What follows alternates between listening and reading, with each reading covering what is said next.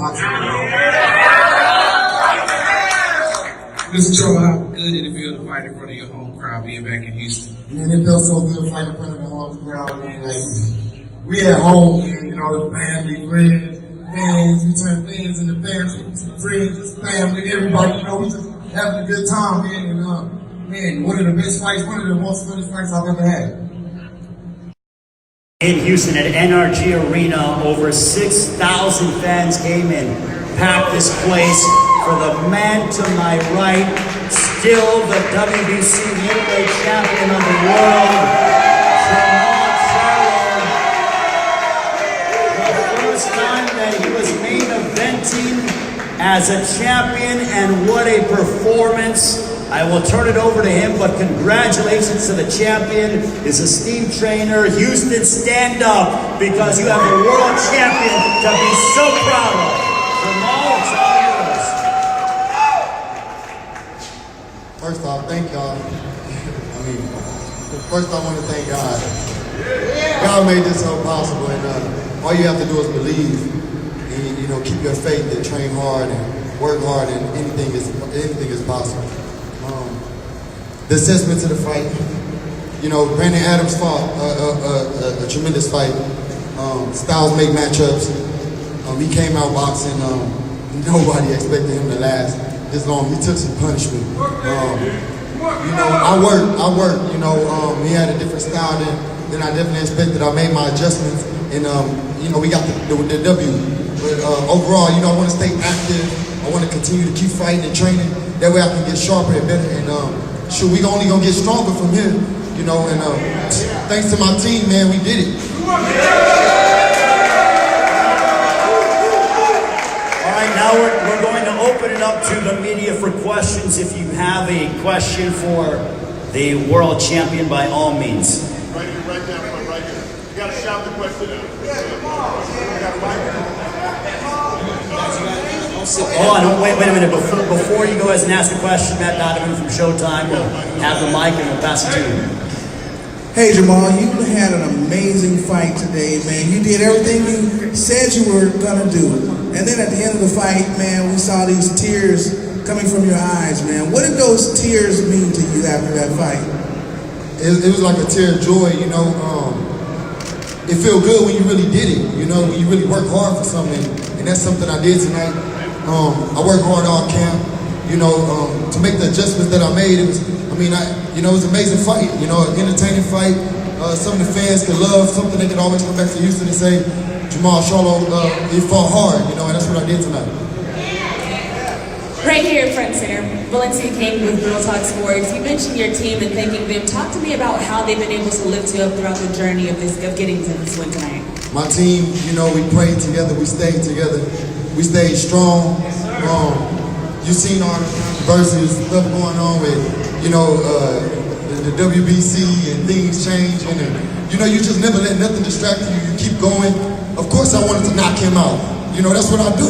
That's what we all, you know, train hard for. But I didn't get the knockout, but it was an entertaining fight. My brother gave me an A. I'm cool with that. You know, it was a lot of fun. Thank you, baby. Thank you for putting me. What? Hey, Ma, you had a great performance today. So what do you have to do to get the Canelo Triple G fight? Because it seemed like he ducked you, they just franchise tagged him. So I feel like, what do you got to do to get this fight, man? You've been asking for a fight for a long time. You've been beating these guys that's in front of you. Canelo say you want to fight the best fighters. Triple G said they want to fight the best fighters. But it seems like they don't want no work with Jermall Charlo. What you got to do to get this fight, man? Man, that's the great question, you know. But, you know, in order for me to get this fight with Canelo, I'm gonna need all my fans, all the Lions Only team to vouch for me. You know, we all gotta just put in that work.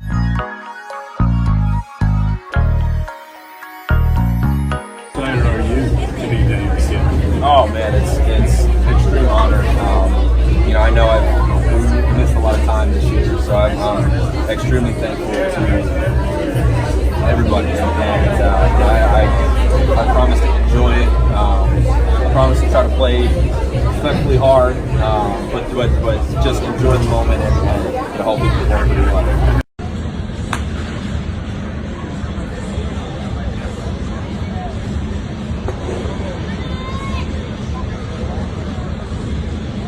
Sarge, how special is this to have you joining him as a starter in the outfield of the American League and the All-Star?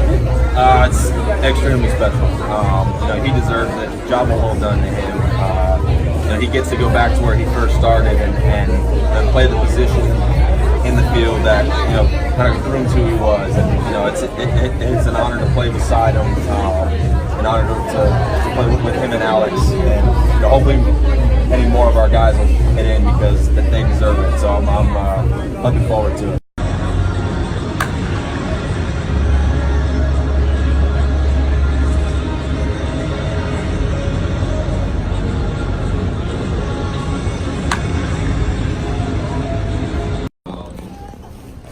A full 24 hours off or whatever it is big. So believe me, it means the world to me. But I have a pretty simple message for all the kids, and it's just called embrace it, right? You've probably heard me say it. I've said it before, and I'm going to keep saying it.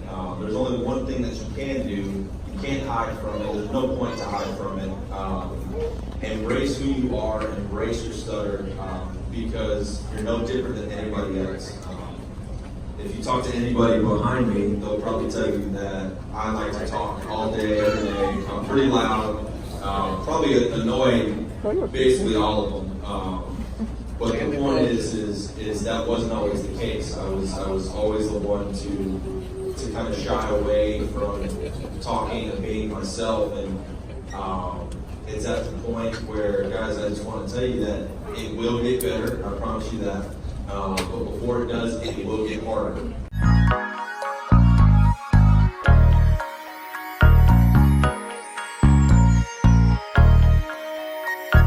Hey, what's going on, y'all? You're tuned in to the Sports Talk with Big Sarge podcast. I'm your host, Big Sarge. Hey, look, don't forget, follow me on Twitter, at Big Sarge Sports with a Z. Okay, listen. Okay, I gotta say this, right? I have got to say this. Wow. Free agency has really blown my mind. Free agency has blown my mind. But that ain't what I'm here to talk about right now. Well, I'm not here to talk about free agency. We'll talk about that tomorrow. On tomorrow's podcast, we'll talk about that. But right now, I'm here to talk about something else that's going to probably piss a lot of people off. Hold on.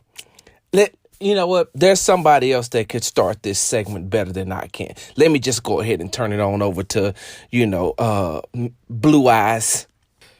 Listen, can't nobody say it better than Mr. Blue Eyes himself, right? Nobody can say it better than him. New York. I got one question. What the hell is going on in the concrete jungle? And I know y'all gonna get mad. I'm cool with that, though. I'm cool. I got a lot of people that's gonna probably be mad, especially New Yorkers. It's okay. I'm cool with that. But what the hell is going on in New York? I remember it was a time where you could argue that New York was the mecca of sports. The Knicks had a really good team. The Yankees, of course, is the kings of New York. I mean, how many championships do they have? How many World Series banners do they have hanging at their stadium? The Mets, they had a pretty good team when they had, Doc Gooden, Darryl Strawberry, Keith Hernandez, Mookie, what was Mookie's last name? I can't think of Mookie Wilson. Like, they had a really good team at one point. Hell, even the Jets was okay when Rex Ryan was coaching them. I mean, of course, y'all had, I won't even talk about the butt fumble. Let's not talk about that. But the Jets, they didn't have a bad team. They had an okay team. And the Giants, I mean, they're a Super Bowl franchise. They are a Super Bowl winning franchise.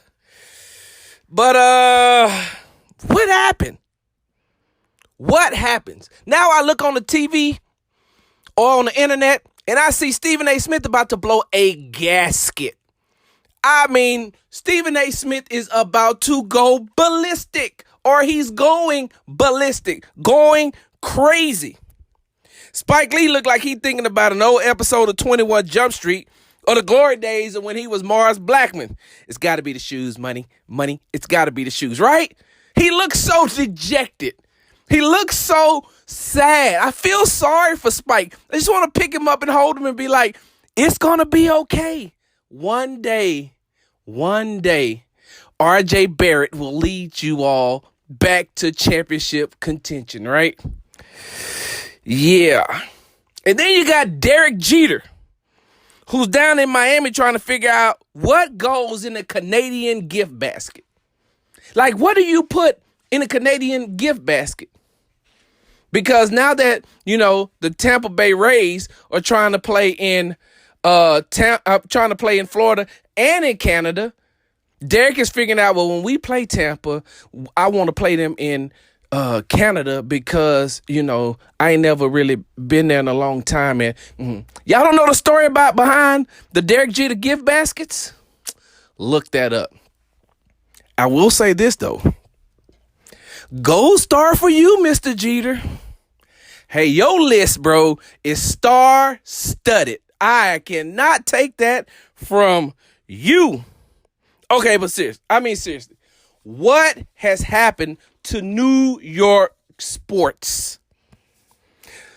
So like I said earlier, NBA free agency started today. And I'm going to talk about that tomorrow. But NBA free agency started today. And I knew it wouldn't be long before the Knicks messed up. Before the Knicks, I knew it wouldn't be long before the Knicks messed up. So they didn't get KD. They didn't get Kyrie like they expected to once they traded away their best player in Kristaps Porzingis to the Mavericks, when they created all this cap space to be able to hold 2 max players. And they didn't get KD and they didn't get Kyrie. Hold on. And earlier this year, they lost, earlier this month, Zion went to the Pelicans. Zion went to the Pelicans, not the Knicks. Y'all tanked the whole season to try to get, to put yourselves in position to get Zion Williamson, and you end up with the number 3 pick. So now you end up with the number 3 pick, and you don't have Kristaps Porzingis. And free agency, you lose out. What is going on? Hey, but look, if anybody deserves this type of luck,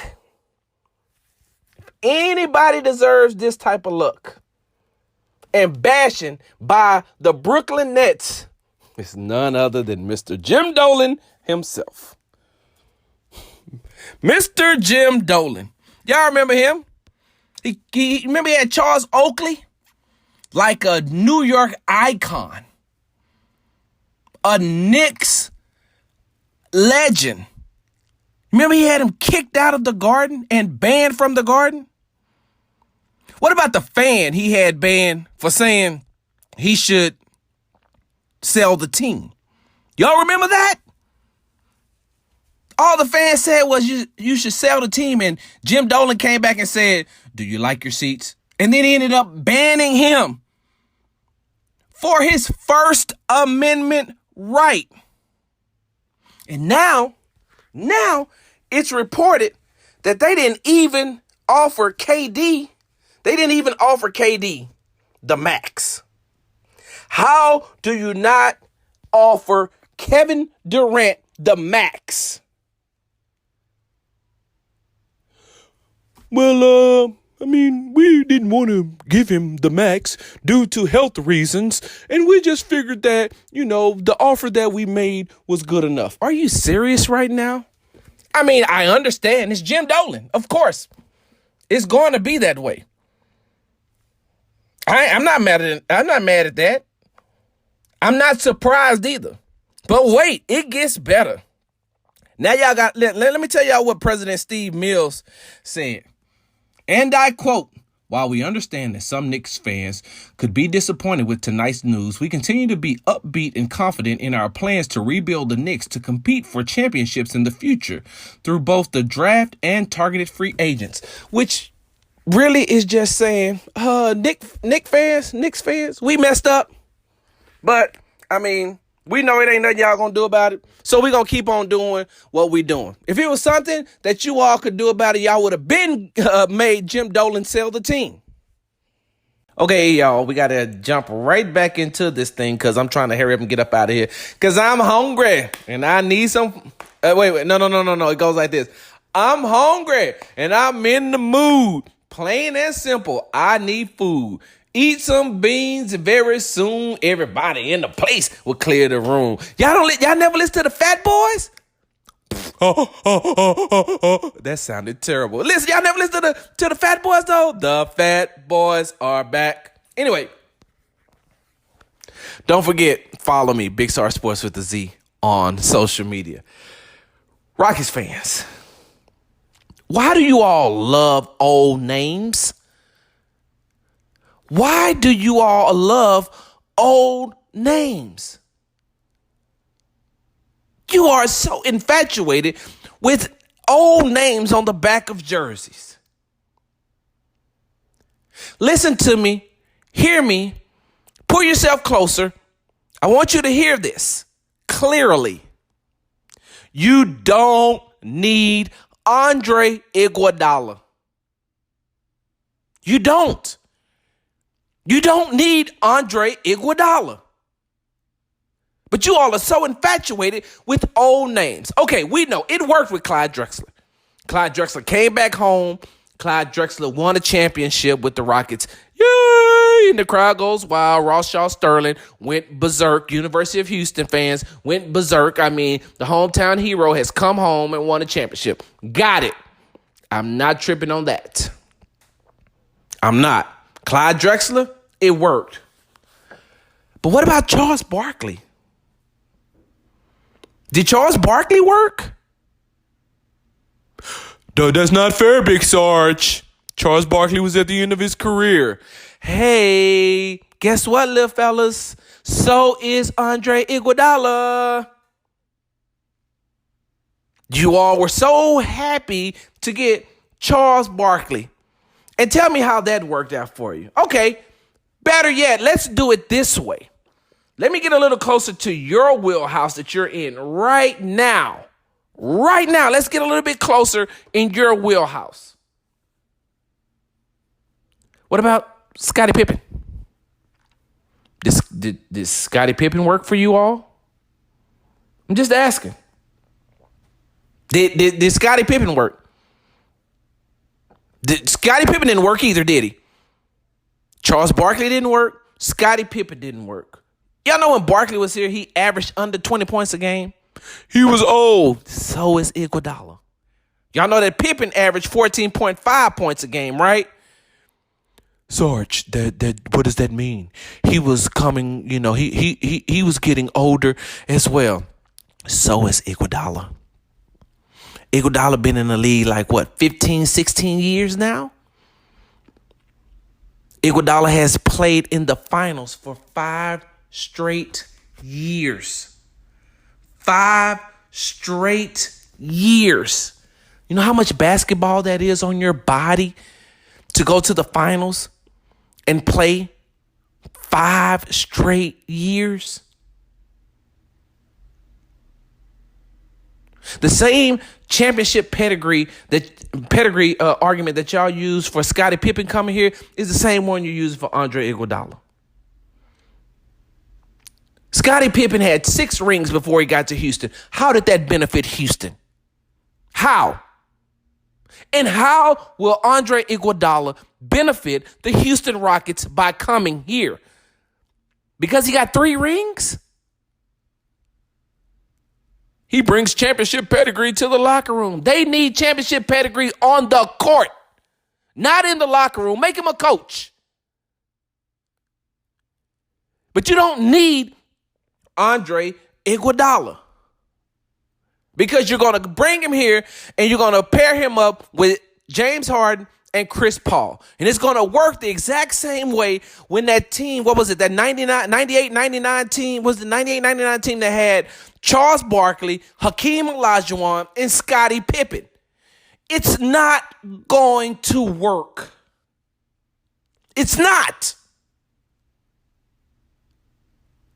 I don't know how many times I got to keep bursting this Iguodala bubble. I like Andre Iguodala. I've always liked Andre Iguodala. I followed his career, his entire career. I think that he should go down as one of the good players to play the game. I don't know if I don't think that he's Hall of Fame worthy, but he is a good player. He's always been great for the NBA. You don't need him. I don't care if he want to come here on a $50 contract. Stop throwing numbers in my face. Stop throwing mid-level exceptions and all these other exceptions. I don't care. I do not care about the amount of money it's going to cost to get him here. You know why? Because he's been injury prone the last 2 postseasons. And the last 2 seasons, he played 64 games in one season, and he played in 64 regular season and 68 regular season games in the last 2 years. You're going to give him load management days here too? You all are still on this high. You Rockets fans, you all are still on this high about what he did against you all in the playoffs. What, he went 5 for 8 in game 6? 5 for 8, right? In game 6. And it looked like he couldn't miss. Well, guess what? In the next 5 games, Andre Iguodala did not hit a three-pointer. He went 5 straight games without hitting a three-pointer.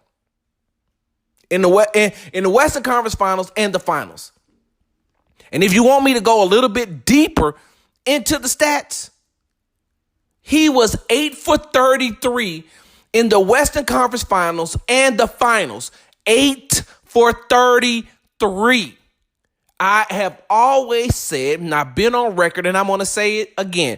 Yes, stats can be skewed. They can. Stats can be skewed to make them look whatever you want them to be. But 8 for 33, you can't fool your eyes on that one. You can't fool your eyes on him missing 25 three-pointers or him going 5 straight games without hitting a three-pointer. You cannot trick your eyes. The numbers, yes. Your eyes, no. And you want to bring him here into a Mike D'Antoni system? Mike D'Antoni and Steve Kerr run 2 different systems. They don't run the same system at all. The Rockets don't have the fluidity that the Warriors have. The Warriors have a great offensive system that includes great shooters. The Rockets don't have that. The Rockets offense is, hey, look, let's spread the flow, shoot threes. Spread the flow, shoot threes. There's not a lot of movement like it is in Golden State. So when you all start throwing out these other stats or these advanced stats, it doesn't matter to me because I'm saying you're giving me what's going on in this system. What's going to happen in D'Antoni's system? Well, Sarge, have you seen what his numbers was this past year? His advanced numbers in the playoffs. All I know is that for his career, he's averaged 9.3 points in the playoffs with Golden State. I don't know what else to tell you all. I mean, I think after this, I won't talk about it anymore. And if the Rockets make that decision and then you all at midseason are wondering what's happening, why Iguodala's not playing, why you all are in the state that you're in. Another thing, side note. Y'all want Iguodala, but y'all the same fans who said y'all didn't want nothing to do with the Golden State Warriors. You don't want no players off the Golden State Warriors. You hate the Golden State Warriors. During the playoffs, when I was covering the playoffs, I heard all kind of derogatory things hurled at Golden State Warriors and their players. And now you want one? I'm confused. Now you want a player from a team that you hate. A player from a team that you said you hope they lose all their games. And now you want one of their players. What does that say about you? All right, y'all, I got to get ready to get up out of here, but y'all know how we do it. All my Vietnam veterans, welcome home. Germany, good night. All my active duty military personnel that's downrange, good night. It's now time for Big Sarge's Article 15. And on today, I just want to tell everybody, happy 4th of July. Happy 4th of July. Enjoy your Independence Day. There are a lot of men and women who fought for the right for you to be able to cook out today, for you to enjoy your family, to have this day off. There's a lot of things that went into, you all being able to have this day. And there are men and women that right now that are not with their families on this day because they're fighting for the freedom to make sure that we can keep, things like this in this holiday. So happy 4th of July. If you know a veteran, if you know somebody that's active duty military, just reach out to them, tell them thank you. That would mean a lot. As I know that when I was away from my family, I felt that when I was downrange, I loved somebody to tell me thank you. Because that meant a lot to me. That means that you were appreciative of everything that was going on. And for you woke folks, please, today, you can start July 5th. But July 4th, let people enjoy their days. Nobody wants to hear about racism or discrimination and things like that on today. Like, there are some people that just genuinely want to enjoy their day. Do we know that it exists? Yes, we do. We know that it exists in this. But on today, let's just enjoy today. Please do that for Big Sarge. I'm out.